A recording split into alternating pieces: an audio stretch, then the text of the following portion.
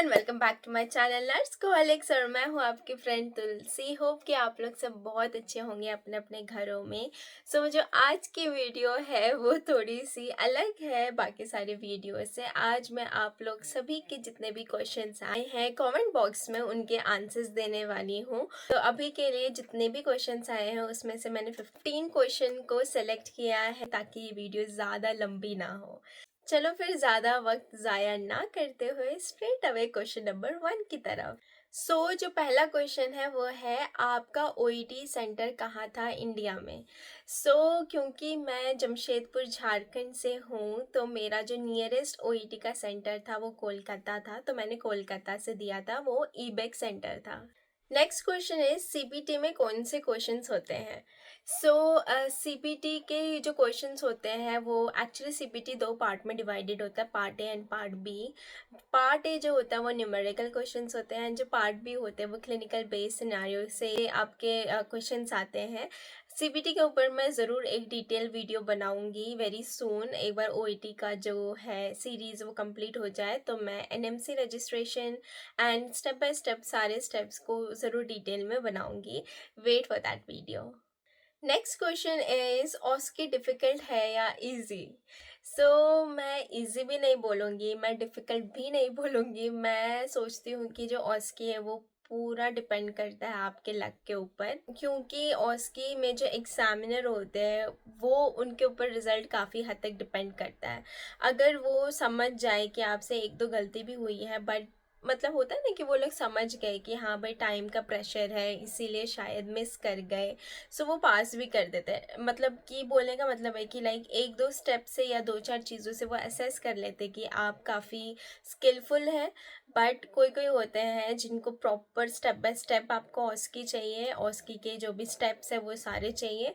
अगर वैसी कोई एग्जामिनर आपको असेस कर रही हैं तो यू नेवर नो। बाकी ऑस्की ज़्यादा टफ भी नहीं है, ज़्यादा इजी भी नहीं है, बस आपको प्रैक्टिस करनी है। अब चलते हैं क्वेश्चन नंबर 4 की तरफ।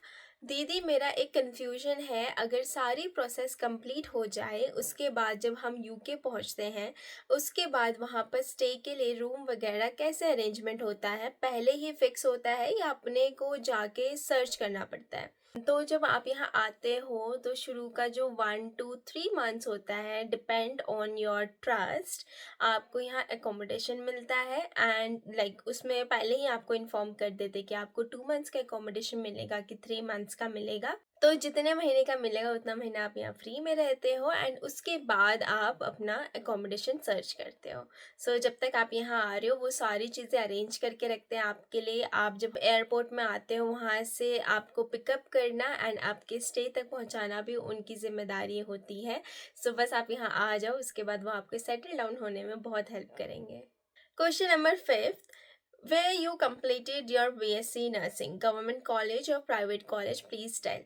मैंने अपनी BSc नर्सिंग प्राइवेट कॉलेज से की थी, वो की थी college of nursing Tata main hospital. ये जमशेदपुर में है, टाटा स्टील के अंडर है, ये टाटा स्टील की ही हॉस्पिटल है जिसमें मैंने अपनी नर्सिंग कंप्लीट की थी। ये प्राइवेट कॉलेज है। आगे बढ़ते हैं क्वेश्चन नंबर 6 से। मैम यूके में मंथली सैलरी कितनी होती है नर्स की, please reply for me.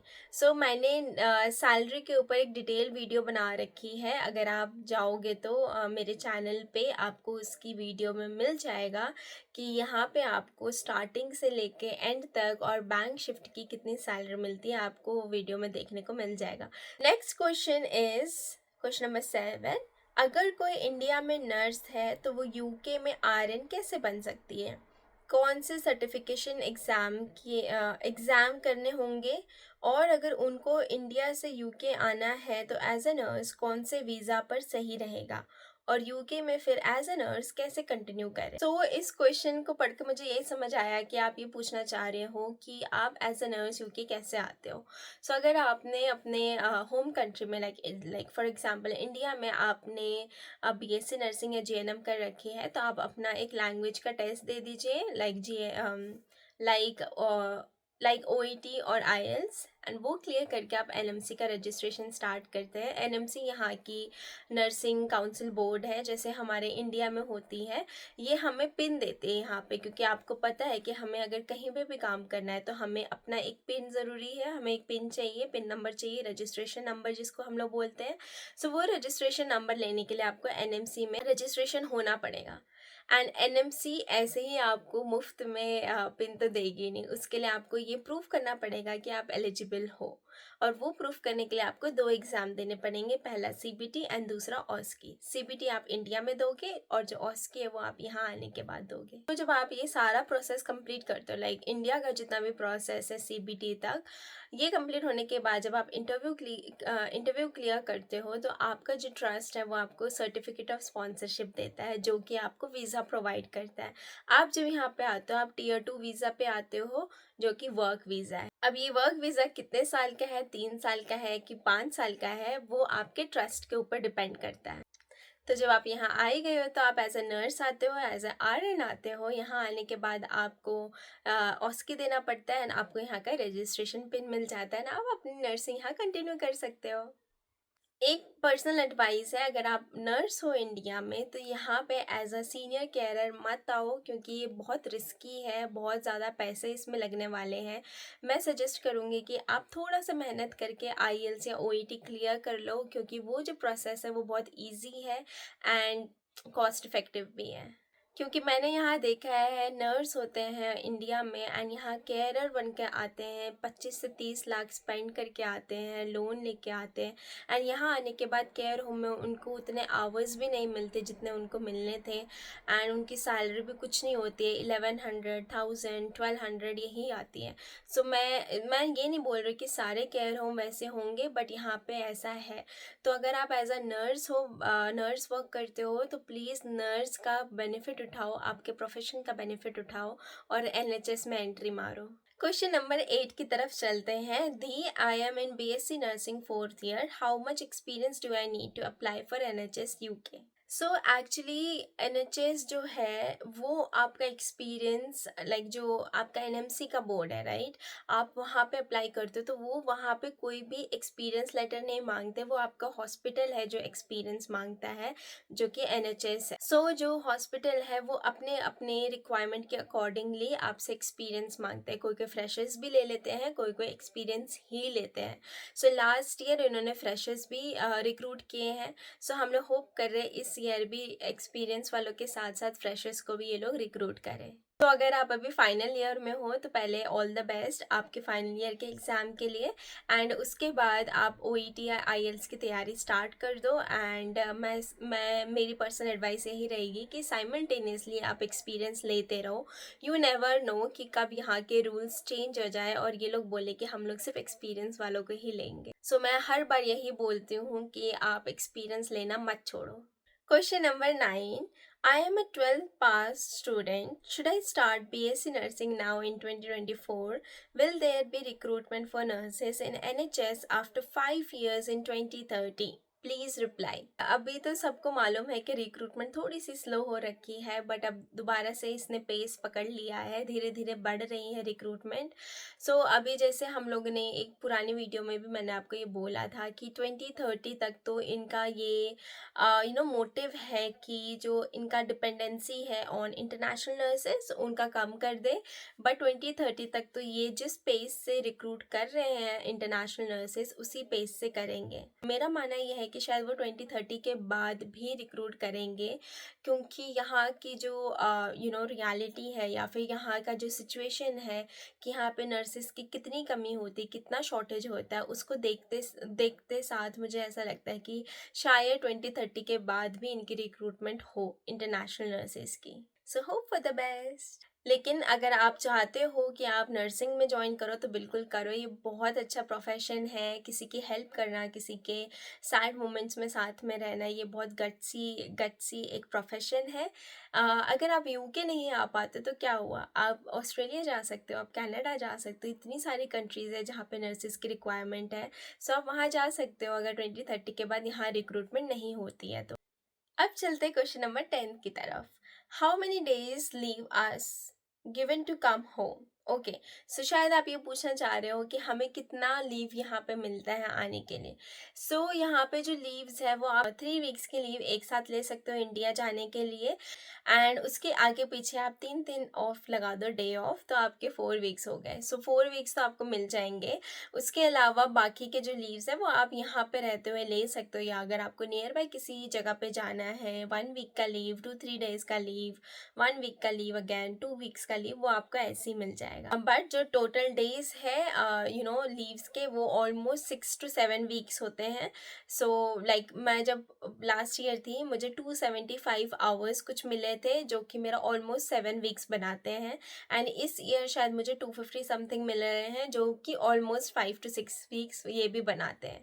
So leaves काफ़ी इनफ है, आप इसको भरपूर यूटिलाइज कर सकते हो। अब चलते हैं क्वेश्चन नंबर 11 की तरफ। Is there negative marking in OET? Can we attempt all the questions? Definitely.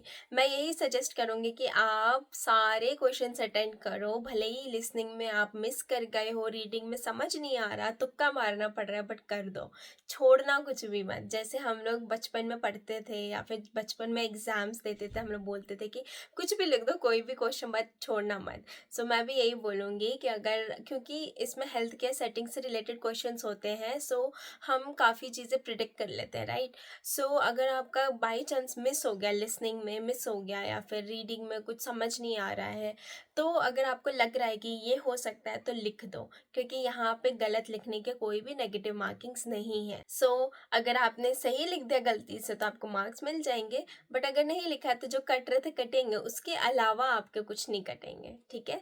सो सारे क्वेश्चंस आप अटेम्प्ट कर सकते हो, कोई नेगेटिव मार्किंग नहीं है। नेक्स्ट क्वेश्चन इज दी मेरा इंस्टीट्यूट स्टेट या इंडियन काउंसिल किसी से भी रिकॉग्नाइज नहीं है, तो क्या मैं करूँ नर्सिंग, क्या मैं करूँ या नहीं GNM? देखो, अगर आपका जो इंस्टीट्यूट है वो किसी भी स्टेट या फिर किसी भी काउंसिल से रजिस्टर्ड नहीं है, अफिलिएटेड नहीं है, तो मैं यही रेकमेंड करूँगी कि आप वहाँ से नर्सिंग मत करो, क्योंकि फिर ये वैलिड नहीं माना जाएगा जब बाद में वेरिफिकेशन की बात आएगी तो। सो आप थोड़ा सा इस पे ध्यान दो, एंड थोड़ा सा रिसर्च करो कि कौन से कॉलेजेस अफिलिएटेड है, रजिस्टर्ड है, एंड तभी आप नर्सिंग करो। क्वेश्चन नंबर 13 है, आई हैव अ डाउट, अगर आप OET पास कर लो तो NHS में क्लास 12th का परसेंटेज देखते हैं क्या? क्योंकि मेरा परसेंट लो है 12th में, please clear it, but 50% plus है, हर सब्जेक्ट में कितना रिक्वायर्ड है ये बता दीजिए। सो ना ही OET करने के लिए, ना ही NHS में अप्लाई करने के लिए, ना ही NMC का रजिस्ट्रेशन स्टार्ट करने के लिए आपके 12th के मार्क्स 50% से ऊपर होने चाहिए। आप पास होना वही बहुत बड़ी बात है। सो वो लोग इस पे ध्यान नहीं देने वाले हैं, डजेंट मैटर। सो आप रजिस्टर कर सकते हो, आप प्रोसेस स्टार्ट कर सकते हो, और आपके जो सर्टिफिकेट्स है वो वेरीफाइड हो या फिर मतलब लेजिट हो, ये इम्पॉर्टेंट है। कुछ भी 2 नंबरी डॉक्यूमेंट्स नहीं होने चाहिए। नेक्स्ट क्वेश्चन इज, NHS में कितने टाइम का एकोमोडेशन मिलता है?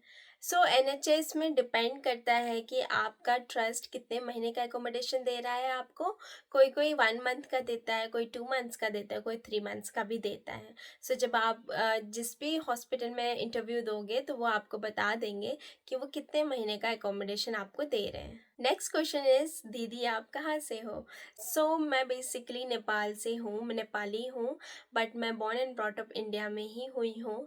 मेरी जो एजुकेशन हुई थी 10th तक वो दिल्ली से हुई थी, एंड उसके बाद मेरी जो 11th 12th एंड मेरी जो नर्सिंग हुई थी वो जमशेदपुर झारखंड से हुई थी। सो मैं झारखंड से भी हूँ, मैं दिल्ली से भी हूँ, एंड मैं नेपाल से भी हूँ। सो मैं इंडिया और नेपाल दोनों की बेटी हूँ।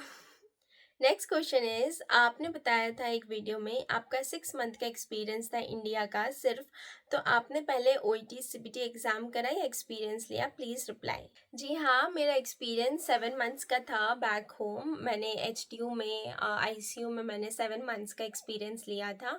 मैंने एक्सपीरियंस लिया एंड उसके बाद मैंने अपनी जॉब छोड़ दी थी, एंड मैंने अपनी तैयारी शुरू कर दी थी OET CBT इन सारी चीज़ों का, क्योंकि उस मोमेंट में ज़्यादा कुछ ऐसा था नहीं कि एक्सपीरियंस होना बहुत ज़रूरी है, बट स्टिल मैंने ये कंसिडर किया कि एटलीस्ट मेरे पास 6 to 7 मंथ्स का एक्सपीरियंस होना चाहिए एंड उसके बाद मैं अपना ओईटी की तैयारी करूँगी। सो मैंने जॉब छोड़ी एंड उसके बाद मैंने ओईटी एंड सीबीटी की तैयारी की थी। बट मैं अभी आप लोगों को यही रेकमेंड करूँगी कि ओईटी उतना टफ नहीं है, थोड़ा सा मैथ्स जैसा कैलकुलेशन है, तो आप अपना जॉब मत छोड़ो। दिन में 1-2 घंटा आप ओईटी को दे सकते हो, वो दे दो एंड उसके बाद आप एग्ज़ाम क्लियर कर सकते हो। सो आज की वीडियो का लास्ट क्वेश्चन है कि क्लासेस किस चीज़ की लेती हैं आप?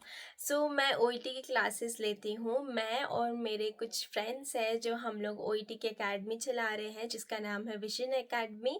हम लोग डेमो क्लासेस देते हैं, रजिस्ट्रेशन होता है एंड 3 मंथ्स की कोचिंग देते हैं जिसमें हम लोग सारे मॉड्यूल्स कवर करते हैं एंड लेट बाद में जाके अगर आपको सीबीटी के एग्ज़ाम के लिए भी चाहिए प्रिपरेशन, वो हम लोग फ्री में देते हैं एंड ऑस की गाइडेंस भी हम लोग फ्री में देते हैं। अगर आपको एनरोल करना है या डेमो क्लासेस लेनी है सो आप मुझे मैसेज कर सकते हैं डायरेक्टली मेरे इंस्टाग्राम पे। मैं अपना जो आईडी है वो डिस्क्रिप्शन बॉक्स पे मेंशन कर दूंगी, सो आप वहाँ से मुझे कांटेक्ट कर सकते हो, एनरोल कर सकते हो डेमो के लिए, या फिर अगर आपको क्लासेस चाहिए या कोई भी गाइडेंस चाहिए।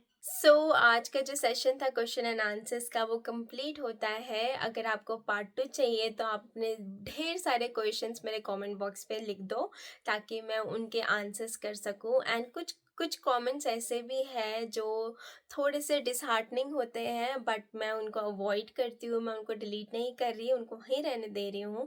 बट मैं बस यही बोलना चाह रही हूँ कि मैं किसी को कुछ झूठा इन्फॉर्मेशन नहीं दे रही यहाँ से या फिर किसी को चढ़ा नहीं रही। मैं कोशिश करती हूँ कि जितना ऑथेंटिकली मैं आपको बता पाऊँ, जितना नेचुरली आप लोग तक अपने जो भी मुझे पता है इन्फॉर्मेशन वो मैं आप तक पहुँचा पाऊँ, यही मेरी एक कोशिश रहती है। मैं बहुत ज़्यादा खुश हूँ एंड बहुत बड़ा थैंक यू मेरी तरफ से। आप लोग इतना सपोर्ट करो, ऐसे ही मेरे को सपोर्ट करते रहो ताकि मैं और वीडियोस बनाऊँ एंड आप लोगों की हेल्प कर सकूँ। मिलते हैं नेक्स्ट वीडियो में and all the very best. आप लोग बहुत अच्छा कर रहे हो और आगे और अच्छा करते रहो। मैं यही विश करती हूँ, यही प्रे करती हूँ। मिलते हैं नेक्स्ट वीडियो में, तब तक के लिए बाय।